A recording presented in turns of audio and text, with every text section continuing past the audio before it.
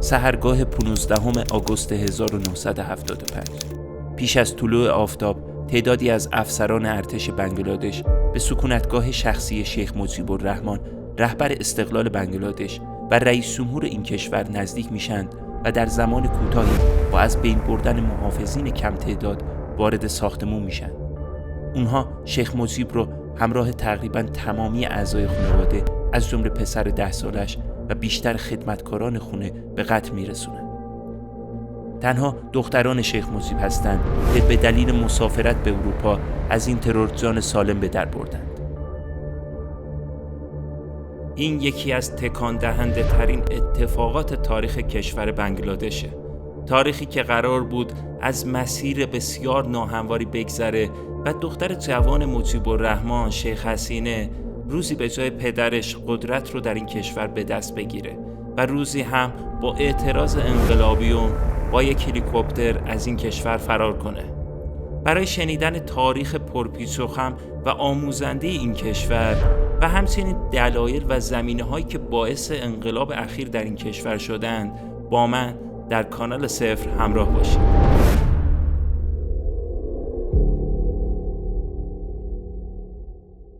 سلام، به اولین قسمت پادکست کانال صفر خوش اومدید. در این برنامه من میخوام داستانهایی از تجارب مهم و اندیشه‌های تاثیرگذار در تاریخ بشریت رو برای شما روایت کنم.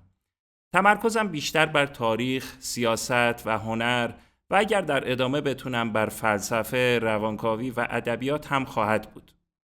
تلاش میکنم موضوعاتی رو انتخاب کنم که حس میکنم در زندگی امروز ما و در تصمیمات فردی و اجتماعی ما میتونه تاثیرگذار باشه. اگر دوست دارید من رو در این مسیر همراهی کنید، لطفاً این کانال رو سابسکرایب کنید. خیلی ممنون. هر انقلابی در هر کشوری دلایل و ویژگی‌های خودش رو داره.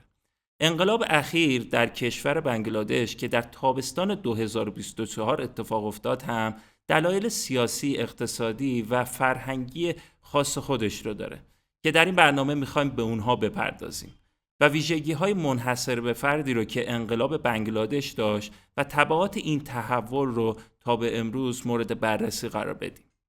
برای یافتن ریشه‌های انقلاب بنگلادش باید ابتدا سراغ تاریخ این کشور بریم. به سالهای دهه 60 و 70 میلادی، زمانی که مردم این کشور در تلاش برای گرفتن استقلال خودشون از کشور پاکستان بودند. استقلالی که به قیمت چندین سال مبارزه و جون بیش از 300,000 نفر بنگلادشی به دست اومد. تا پیش از 1947 مردم بنگال هم به عنوان بخشی از شبه جزیره هند تحت کنترل بریتانیا قرار داشتند. با به ثمر نشستن مبارزات ملی‌گرایانه و ضد استعماری در هند، دولت بریتانیا این شبه جزیره رو به دو قسمت عمدتاً مسلمان نشین پاکستان و همچنین قسمت اصلی هندوستان تقسیم کرد. بنگالی‌ها که ساکنان قسمت شرقی این جزیره بودند، به دلیل دین اغلب اونها که اسلام بود به عنوان بخشی از پاکستان اما کاملاً جدا از بخش غربی اون ایالت بنگال شرقی رو تشکیل دادند که در سال 1954 و در جریان استقلال کامل پاکستان از بریتانیا به پاکستان شرقی تغییر نام یافت. بنگالی‌ها با اینکه سهم جمعیتی بیشتری رو داشتند تا سال 1971 تحت سلطه و ستم فرهنگی و اقتصادی پاکستان غربی قرار گرفتند و البته در تصمیم‌گیری‌های سیاسی مرکز تأثیرگذاری چندانی نداشتند. در سال 1948 محمد علی جناح اولین فرماندار پاکستان زبان اردو رو به عنوان تنها زبان رسمی کشور معرفی کرد که بخشی از سیاست دولت مرکزی پاکستان برای یکدست‌سازی فرهنگی این کشور بود. این موضوع خشم بسیاری از بنگلادشی‌ها رو که به دنبال حفظ زبان بومی خودشون بودند برانگیخت، به طوری که دانشجویان و تحصیل کردگان بنگلادش در سال 1952 حرکتی رو تحت عنوان جنبش زبان بنگالی به وجود آوردند که به نوعی نقطه شروع مبارزات مردم این منطقه بر علیه دولت مرکزی پاکستان بود. اختلافات مردم بنگلادش با حاکمان پاکستان رفته رفته در مسائل اقتصادی هم نمود پیدا کرد. با اینکه مردم پاکستان شرقی با تولید و صادرات محصولات کشاورزی مانند الیاف کنف سهم عمده‌ای را در اقتصاد کشور داشتند، اما میزان سرمایه‌گذاری دولت و رفاه عمومی در این قسمت بسیار کمتر از پاکستان غربی بود. همچنین در بعد سیاسی حاکمان مرکزی پاکستان محرومیت‌های سیاسی خیلی زیادی رو برای افراد بنگلادشی و رهبران ملیگرای اونها ایجاد کرده بودند. یکی از این رهبران شیخ مجیب الرحمن بود. فعالی سیاسی که از زمان حکمرانی بریتانیا در این منطقه به دنبال گرفتن حقوق بنگال‌ها از دولت مرکزی بود. Bengal their right to live, and they must be master of their own resources because they have been exploited for long 23 years. It cannot be tolerated anymore. افزایش نارضایتی‌ها در میان مردم بنگال رفته باعث تشدید اعتراضات و شکل گرفتن مقاومت مدنی و فاصله گرفتن مردم از دولت مرکزی شد. به طوری که مردم بنگال کم کم از هم مذهبی‌های مسلمون خودشون در پاکستان فاصله گرفتند و به هندوستانی‌هایی که به لحاظ نژاد، زبان و البته جغرافیا قرابت بیشتری داشتند نزدیک می‌شدند. در تمامی سالهای بعد از استقلال هند و پاکستان این دو کشور اختلافات بسیاری رو بر سر ایالت‌های مختلف مرزی داشتند که این اختلافات چندین بار به درگیری نیروهای نظامی منجر شده بود.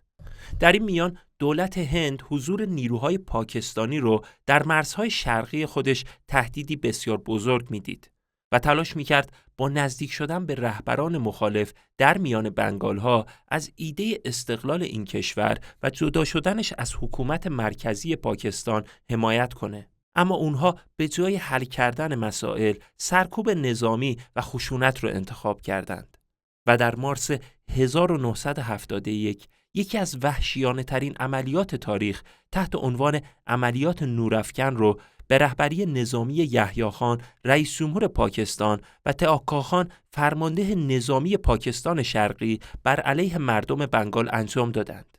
عملیاتی که با کشتن بیش از 300,000 نفر، آواره کردن بیش از 30 میلیون نفر، سرکوب، دستگیری و شکنجه میلیون‌ها دانشجو و روشنفکر بنگالی و البته تجاوز به بیش از 200,000 زن در طول 8 ماه ادامه پیدا کرد. این احتمالاً برای اولین بار در طول تاریخ بشریت بود که تجاوز به زنان به صورت سیستماتیک و در این ابعاد برای اهداف سیاسی و نظامی انجام می گرفت. هندوهای ساکن پاکستان شرقی هم بیشتر هدف این خشونت‌ها و تجاوزها قرار می گرفتند و تمامی این خشونت‌ها باعث ایجاد موج بزرگی از مهاجرت بنگالی‌های هندو و نیز مسلمان به سوی کشور هند شد.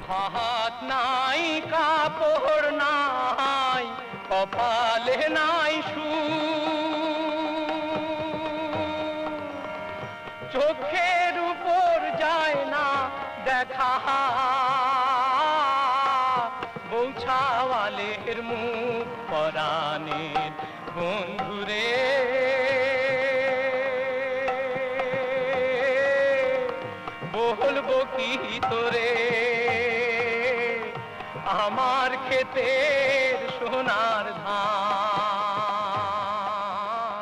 খাইলো ইন্দুরে. با آغاز عملیات خشونت‌آمیز پاکستانی‌ها، شیخ مجیب الرحمن در 26 مارس 1971 در بیانیه‌ای استقلال بنگلادش رو به صورت رسمی از رادیو اعلام کرد و تمام مردم بنگلادش رو به رویارویی با دولت و نیروهای پاکستانی فراخواند. همین امر موجب دستگیری و زندانی شدن شیخ مجیب توسط نیروهای پاکستانی شد. این فراخوان باعث تقویت بیش از پیش جبهه مقاومت بنگال‌ها موسوم به مکتی باهینی گردید و بلافاصله در 17 آوریل دولت انتقالی در بنگلادش تشکیل شد و شیخ مجیب زندانی رو به عنوان اولین رئیس جمهور بنگلادش انتخاب کرد. در طول چندین ماه مقاومت و مبارزه استقلال طلبان بنگلادش با نیروهای پاکستانی و نیز احزاب اسلامگرا و رهبران دینی همچون گلهام اعظم که در برابر خواسته های ملیگرا و آزادیخواهانه بنگلادشی ها ایستاده بودند ادامه پیدا کرد. در کنار این تحولات دولت هند به رهبری ایندیرا گاندی که با موج عظیمی از آوارگی و مهاجرت بنگلادشی‌ها به این کشور روبرو شده بود، تصمیم به حمایت مستقیم از استقلال بنگلادش گرفت و همزمان با مکاتبات بین‌المللی با اعزام نیروهایی از جبهه مقاومت بنگال‌ها حمایت تسلیحاتی و نظامی کرد. این امر باعث گسترش درگیری‌های نظامی، دخالت نیروهای دریایی و نیروهای هوایی هر دو کشور شد و در نهایت با محاصره 93,000 نیروی پاکستانی توسط نیروهای هند که یکی از بزرگترین محاصره‌های نظامی تاریخ به شمار میاد، دولت پاکستان مجبور به تسلیم و امضای صلحنامه‌ای با ارتش هند شد که به واسطه اون پس از سالها مبارزه تمامی نیروهای نظامی و دولتی پاکستان از این منطقه خارج شدند و این زمینه‌ساز به رسمیت شناخته شدن بنگلادش به عنوان کشوری مستقل شد. با استعفای یحیی خان و روی کار اومدن ذوالفقار علی بوتو و البته فشارهای بین‌المللی، دولت پاکستان تصمیم به آزاد کردن شیخ مجیب از زندان گرفت و با این کار به صورت ضمنی روند استقلال پاکستان رو تایید کرد. با بازگشت شیخ مجیب، اون مسیر رهبری سیاسی بنگلادش رو به صورت رسمی و به عنوان اولین رئیس جمهور این کشور آغاز کرد. مسیری برای بازسازی و توسعه کشوری جنگ زده، فقر زده و با بحران‌های بیشمار. پس از استقلال، شیخ مجیب اسم حزب خودش رو از حزب عوامی مسلمان به حزب عوامی تغییر داد و با نزدیک شدن به بلوک شرق و جبهه‌گیری در برابر آمریکا، سیاست‌های کمابیش چپگرایانه و سوسیالیستی اتخاذ کرد.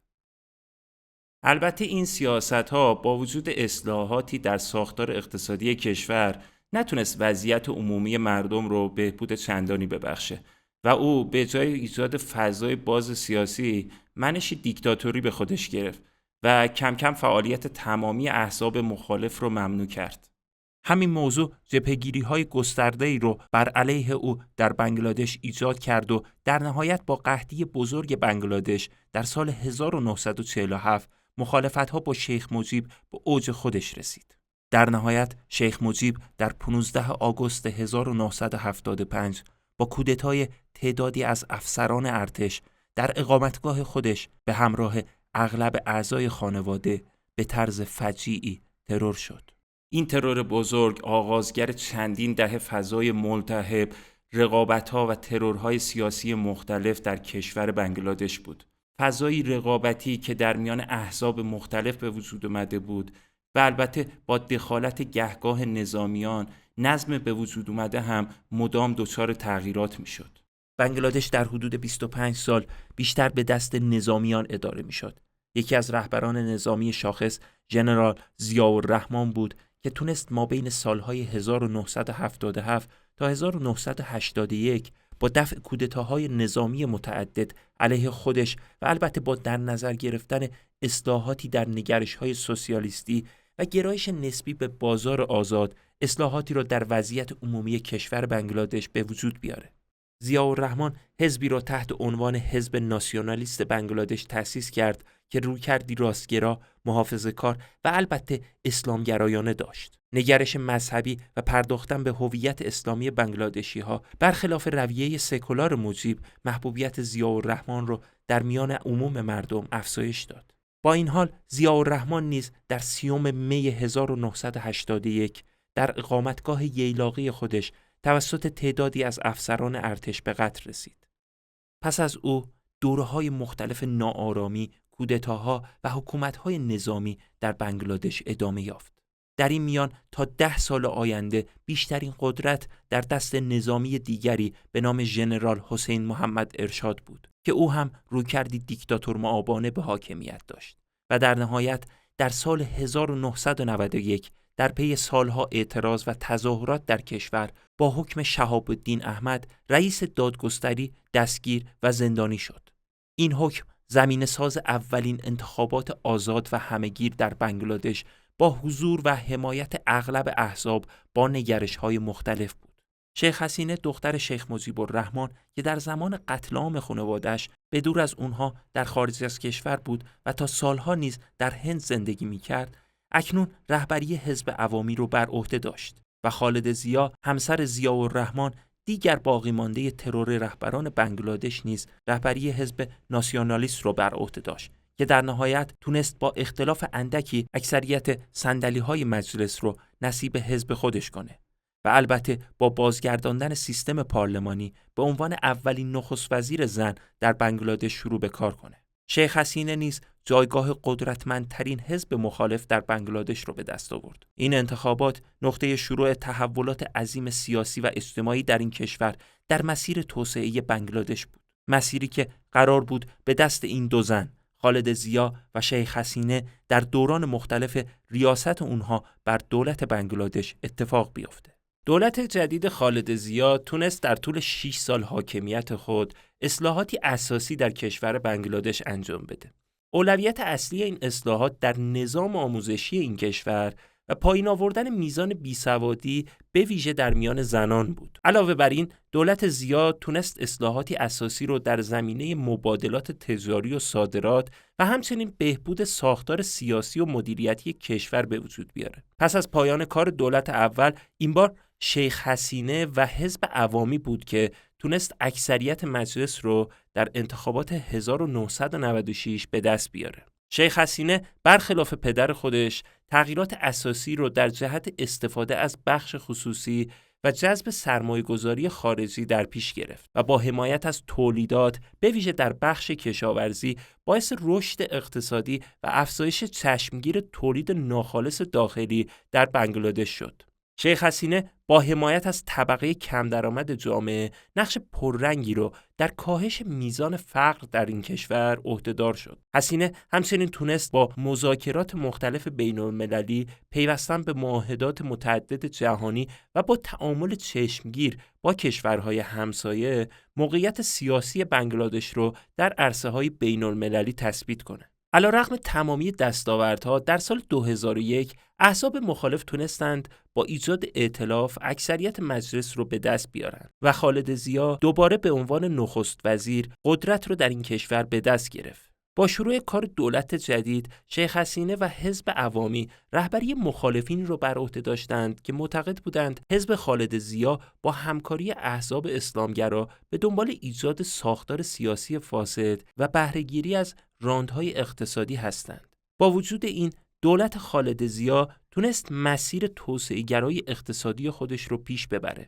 هم با ایالات متحده همکاری نظامی و اقتصادی را قوام بخشید و همزمان با چین پیمان نظامی دفاعی مشترک بست. شاید این یکی از دلایلی بود که در اواخر دولت ضیا روابط بنگلادش با همسایه بزرگ یعنی هندوستان کمی رو به تاریکی گذاشت.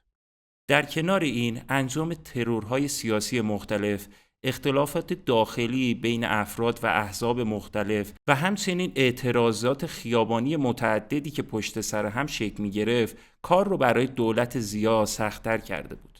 در اواخر کار دولت ضیا در سال 2006 اعتراضات هم بر علیه دولت ضیا و هم بر علیه دیگر مسئولان ارشد و ساختار سیاسی فاسد اوج گرفت و در نهایت پس از 2 سال اعتصابات، تظاهرات و درگیری‌های مختلف با انتخاب فخرالدین احمد به عنوان ناظر ارشد و ریاست دولت موقت و پشتیبانی ارتش منجر به دستگیری افراد بسیاری از جمله خالد ضیا، 2 پسرش و نیز شیخ حسینه به جرم فساد شد. اعتراضات گسترده دانشجویی بر علیه نیروهای سیاسی فاسد، تبعیض و عدم وجود دموکراسی مترقی شکل گرفت. اما دوباره این شیخ حسینه بود که تونست با پیروزی حزب عوامی در انتخابات 2008 مجدداً به قدرت برسه. با روی کار آمدن دولت حسینه، ایده سکولاریسم مجدداً در جامعه قوت گرفت و دادگاه عالی بنگلادش با به رسمیت شناختن مجدد سکولاریسم به عنوان اصل اساسی در قانون، اغلب احزاب سیاسی اسلامگرا رو از فعالیت منع کرد. حزب ناسیونالیست هم به عنوان متحد احزاب اسلامگرا هم در اعتراض به این مسئله و هم به دلیل فشارهای سیاسی بر علیه خودش از شرکت در انتخابات 2014 سر باز زده و به این ترتیب راه رو برای به قدرت رسیدن مجدد شیخ حسینه هموار کرد. دولت شیخ حسینه علاوه بر ادامه مسیر رشد اقتصادی و توسعه‌گرایانه کشور بنگلادش و اقداماتی در جهت بهبود وضعیت امنیتی و نظامی در بنگلادش، به دلیل محدود کردن آزادی‌های سیاسی و حتی آزادی بیان مورد انتقاد داخلی و بین‌المللی قرار داشت. با آغاز شدن کشتار مسلمانان روهینگا در میانمار در سال 2017، دولت حسینه با چالش بزرگی در مدیریت صدها هزار آواره روبرو بود. با این حال دولت حسینه در مدیریت این سیل عظیم آواره‌ها و پس از اون در مذاکرات با کشور میانمار برای بازگردوندن اغلب آوارگان کمابیش موفق بود.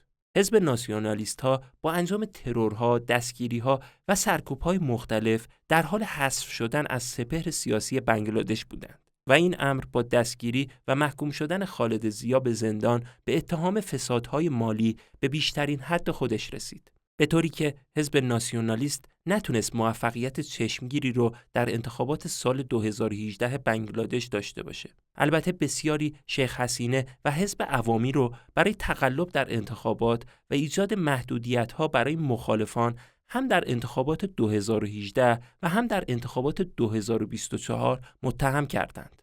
شیخ حسینه در طول بیش از 14 سال قدرت خودش از سال 2008 تونست با ادامه مسیر اصلاحات اقتصادی، توجه به روند تولید در بخش کشاورزی و صنعتی سازی تولید، استفاده از نیروی کار گسترده این کشور و البته تمرکز بر صادرات به کشورهای غربی رونق اقتصادی مناسبی رو برای این کشور رقم بزنه و البته میزان فقر رو در این کشور به صورت چشمگیری کاهش بده.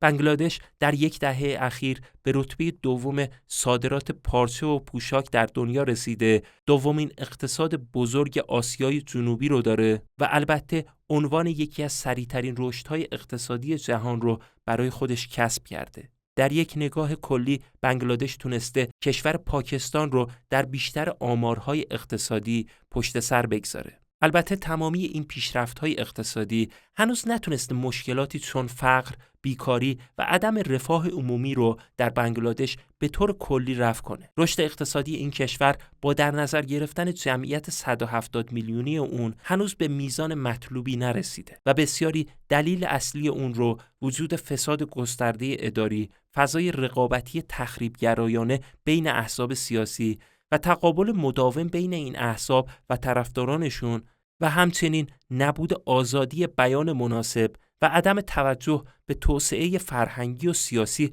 در این کشور میدونند. تمامی این موارد بخشی از مشکلاتی بودند که مردم بنگلادش رو بار دیگر از اواخر سال 2022 برای اعتراض به خیابونها کشوندند. شیخ حسینه اما بی توجه به این اعتراضات و با نادیده گرفتن تحریم حزب ملیگراها انتخابات مجدد رو در ژانویه 2024 برگزار کرد و با وجود مشارکت بسیار پایین 41% دوران نخست وزیری خودش رو تمدید کرد. چند ماه بعد از این انتخابات در ژوئن 2024 این تصمیم دادگاه عالی بنگلادش بود که آتش خشم رو در این کشور برافروخت. تصمیمی مبنی بر سهمیه 30% استخدام‌های دولتی برای فرزندان مبارزان جنگ استقلال بنگلادش.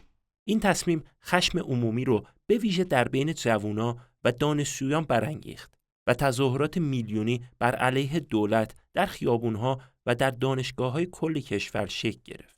شیخ حسینه به جای عقب نشینی از مواضع خودش دستور برخورد خشن با معترضان رو به پلیس داد و البته در یک سخنرانی معترضین رو خائنین به وطن نامید.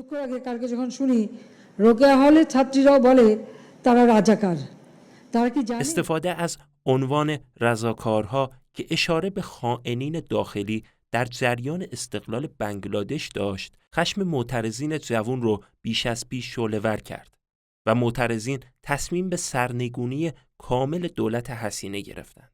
گروه‌های اسلامگرا و احزاب مخالف نظیر ملیگرایان هم از این تظاهرات حمایت می‌کردند و در نهایت پس از کشته شدن بیش از 700 نفر از دانشجویان و معترضین، فرماندهی ارتش بنگلادش به حمایت از معترضین برخاست و در نهایت در تاریخ 3 آگوست 2024 شیخ حسینه استعفای خودش رو اعلام کرد و با هلیکوپتر به سوی کشور هند فرار کرد. این پیروزی بزرگ برای معترضین بنگلادشی و به ویژه دانشجویان به حساب می اومد.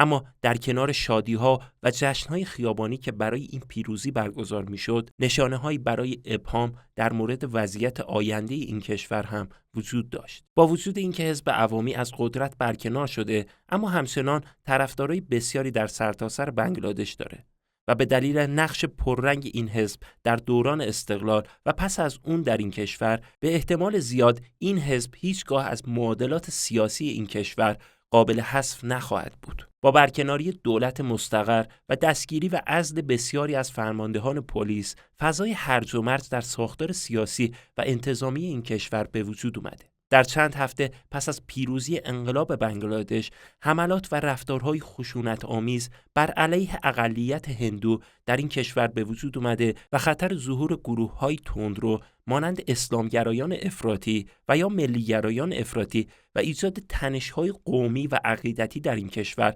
افزایش پیدا کرده. با وجود این تهدیدها، ارتش بنگلادش با فرماندهی واکرالزمان تلاش کرده شرایط متشنج این کشور رو کنترل کنه و با فراخوندن گروه‌ها و احزاب مختلف اونها رو به تشکیل دولت موقت و تلاش برای گذر از این مرحله بحرانی کرده. حالا این احزاب مخالف اداره دولت موقت رو به محمد یونس برنده جایزه نوبل سپردند. اقتصاددانی که نوبل صلح رو به دلیل تلاش‌هاش برای ارائه وام‌های خرد و حمایت از کسب و کارهای کوچیک و تلاش برای کم کردن فقر در بنگلادش به دست آورده. نظرات و کارهای یونس علاوه بر بنگلادش در کشورهای دیگه نیز الگوبرداری شده و البته او به دلیل مخالفت‌هاش با شیخ حسینه چندین بار محکوم، ممنوع الفعالیت و زندانی شده. احتمالاً یونس به دلیل خوشنامی و فعالیت‌هاش یکی از مقبول‌ترین افرادیه که میتونه تنش‌ها میون گروه‌های مختلف رو کاهش بده و ساختار سیاسی و حتی اقتصادی رو در کشور بنگلادش بازسازی کنه. به احتمال زیاد رهبری سیاسی آینده بنگلادش رو یکی از این دو گروه به عهده خواهد داشت. یکی گروه‌های ملیگرا و محافظه‌کار که تلاش برای حفظ تعادل میان نیروهای مختلف داخلی و خارجی دارند و تلاش می‌کنند در برابر ناآرامی و افزایش تنش در این کشور بایستند. محمد یونس رو میشه نماینده مناسب برای این گروه دونست. دیگر گروه اما نیروهای افراطی و بنیادگرای اسلامی به رهبری حزب جماعت اسلامی هستند که به دنبال گرفتن سهمی از قدرت پس از سالها سکولاریسم نسبی در این کشور و برقراری کامل قوانین اسلامی در عرصه سیاسی این کشور هستند. به نظر میرسه این گروه تحت حمایت جنبش‌های اسلامگرای خاورمیانه قرار دارند و حتی کشورهای پاکستان و چین هم اونها رو برای مقابله در برابر قدرت روزافزون هند در منطقه استفاده می‌کنند. کشورهای غربی اما مواضعی متضاد و گاه نامشخص در برابر تغییرات سیاسی بنگلادش دارند و گویا به نسبت جریان موجود در اون کشور و منافع طولانی مدت خودشون دست به انتخاب و حمایت از نیروهای سیاسی موجود خواهند زد. کشور بنگلادش رو میشه کشور انقلاب‌ها، ترورها و کودتاها نامید. کشوری که از زمان استقلال هیچگاه فضای سیاسی آرومی رو تجربه نکرده و مدام در میانه اختلافات و درگیری‌های احزاب و گروه‌های مختلف شانس‌های بزرگی رو برای رشد و توسعه از دست داده. کشوری که شاید به دلیل پتانسیل‌های بالای تولیدی و نیروی کار جوانش و امکان رشد اقتصادی بالا تهدیدی برای کشورهای مختلف به ویژه پاکستان، چین و حتی هند به حساب بیاد و این مسئله امکان دخالت‌های خارجی در این کشور رو افزایش داده. حالا مردم و به ویژه جوانان و نخبگان این کشور چشمان خودشون رو به محمد یونس و دیگر رهبران سیاسی این کشور دوختند که شاید اونها بتونن مقدمات انتخاباتی آزاد، همکاری احزاب با همدیگه و روی کار اومدن دولتی توانمند با حمایت اکثریت مردم رو فراهم کنند. شاید این بتونه نقطه پایانی برای درگیری‌های داخلی و شروع فصلی تازه برای رشد و شکوفایی این کشور باشه. به پایان اولین قسمت از پادکست کانال صفر رسیدیم. در این برنامه من هادی زنوزی تلاش میکنم موضوعاتی رو انتخاب کنم که حس میکنم در زندگی همه ما میتونه تاثیرگذار باشه. از اینکه با سابسکرایب کردن کانال من رو همراهی میکنید خیلی از شما تشکر میکنم. ممنون.